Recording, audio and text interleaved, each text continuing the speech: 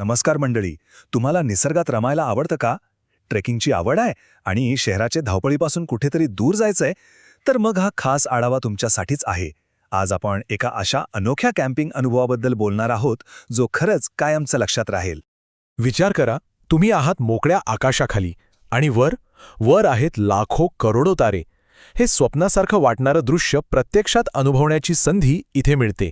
चला तर मग या प्रवासाला सुरुवात करूया.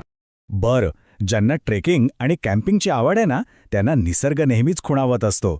मग या हाकेला प्रतिसाद द्यायचा तर महाराष्ट्रातल्या एका जबरदस्त ठिकाणापेक्षा भारी जागा कुठली असणार, बरोबर? हो, आपण बोलतोय सांधनदरीबद्दल.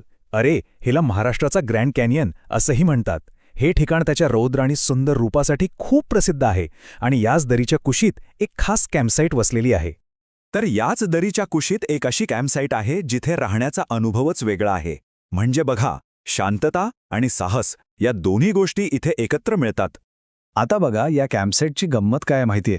तिची जागा म्हणजे एका बाजूला नजर टाकली की दिसते भव्य सांधनदरी आणि मान दुसरीकडे वळवली की काय दिसतं? तर महाराष्ट्राचं सर्वोच्च शिखर कळसुबाई. म्हणजे एकाच जागेवरून दोन दोन जबरदस्त व्ह्यू. आणि हो, आरामाची आणि सुरक्षेची अजिबात काळजी करायची नाही, कारण येथे मिळतात एकदम स्वच्छ आणि आरामशीर तंबू. तुम्ही ग्रुपसोबत आलात काय किंवा जोडीदारासोबत, सगळ्यांसाठी एकदम मस्त सोय आहे. त्यामुळे टेन्शन न घेता फक्त निसर्गाचा आनंद घ्यायचा. पण खरी मजा तर सुरू होते संध्याकाळनंतर.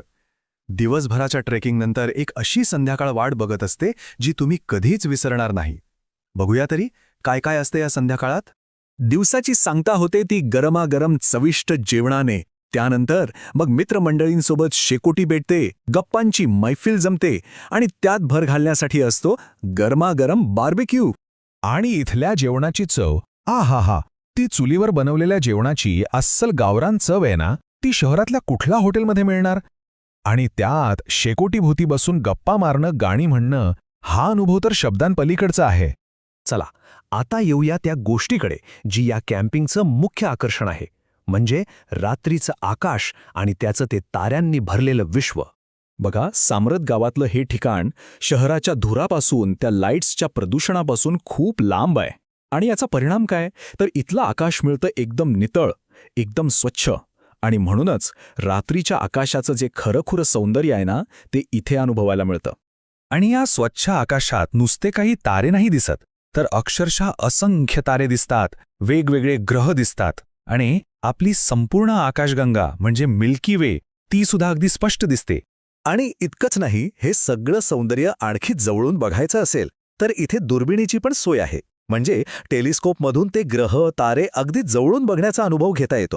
खरं सांगायचं तर लाखो ताऱ्यांच्या त्या छताखाली घालवलेली रात्र ती इतकी अविस्मरणीय ठरते की ती आयुष्यभर विसरणं शक्यच नाही. हा अनुभव फक्त जगायचा असतो.